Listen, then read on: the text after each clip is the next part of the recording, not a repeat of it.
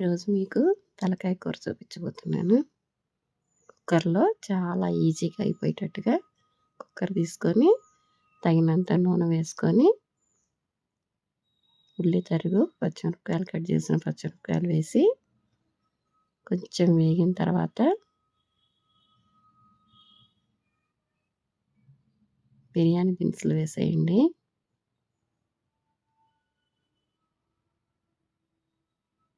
All biryani దినుసులు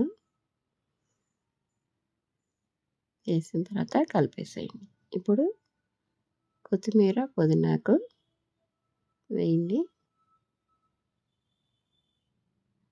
వేసిన తర్వాత కలిపేసి నువ్వులు, అల్లము, చిన్నుల్లిపాయ పేస్ట్ పట్టుకున్న ముద్ద ఒక స్పూన్ వేసి కలిపేయండి. నువ్వులు చాలా టేస్టీగా ఉంటుంది తలకాయ కూరలో. అల్లం, చిన్నుల్లిపాయతో పాటు నువ్వులు కలిపి పేస్ట్ పట్టండి. అన్నీ కలిపేసిన తర్వాత కడిగి పెట్టుకున్న తలకాయ కూర వేసేయండి. కుక్కర్లో చేసుకుంటే చాలా టేస్టీగా ఉంటుంది, ఈజీగా అయిపోతుంది. ఇప్పుడు ఒక టమాటా కట్ చేసి వేసుకోండి. కల్లుప్పు, ఒక స్పూన్ పసుపు, 3 స్పూన్ల కారం వేయండి. తలకాయ కూర కారంగా ఉంటేనే మనకి జలుబు చేసిన తలకాయ కూర తింటే తగ్గిపోతుంది. 1 స్పూన్ ధనియా పౌడరు, 1 స్పూన్ గరం మసాలా వేసి ఒక గ్లాస్ వాటర్ పోయండి.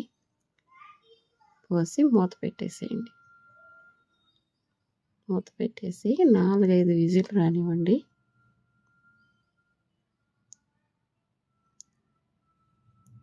విజిల్ వచ్చిన తర్వాత 10 నిమిషాలు పక్కన పెడితే విజిల్ ఆవిరంతా పోతుంది.